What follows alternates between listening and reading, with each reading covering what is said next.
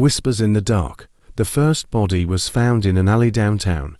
A man in his 40s, throat ripped open, eyes missing, his hands clawed into his own face. The only clue, a single phrase, carved into his chest. "IT hears you." Detective Sarah Nolan had seen her share of gruesome crime scenes, but this one felt different. There was no weapon, no struggle, no defensive wounds, just that message, etched deep into his skin as if done by his own hands. The second night, Sarah barely slept. The crime scene photos haunted her. The coroner found no sign of drugs, no evidence of restraints, yet the way the victim's nails were broken and bloody, it was clear. He had carved those words himself. Why? She spent hours combing security footage, looking for anyone entering the alleyway. Nothing. The cameras caught no one but the victim, as if he had been running from something that wasn't there. At 2:31 a.m., her phone rang.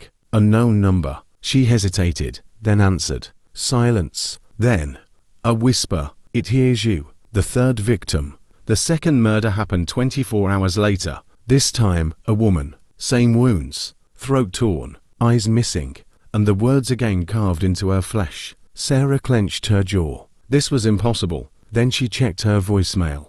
A single message, from the woman who had just died. Sarah played it, her pulse quickening. At first just ragged breathing, then a voice, barely a whisper. "Please. I know you hear it too."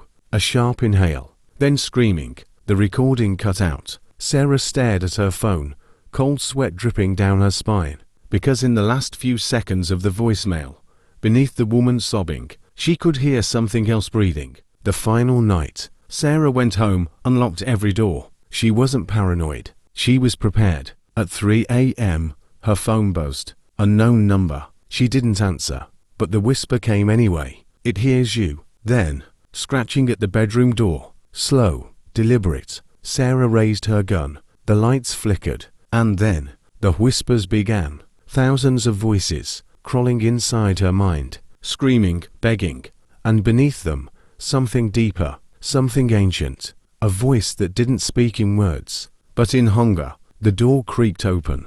A shadow moved in the hallway. No shape, no face, just a void, shifting, watching, waiting. Sarah's breath hitched. It whispered again. "You called me." The gun fell from her hands. Her own fingers twitched and moved to her throat. The next morning, they found Sarah Nolan in her apartment, sitting on the floor, her hands covered in blood, her mouth open in a silent scream. Her own nails had torn into her throat, and beside her, carved into the wood, "IT hears you."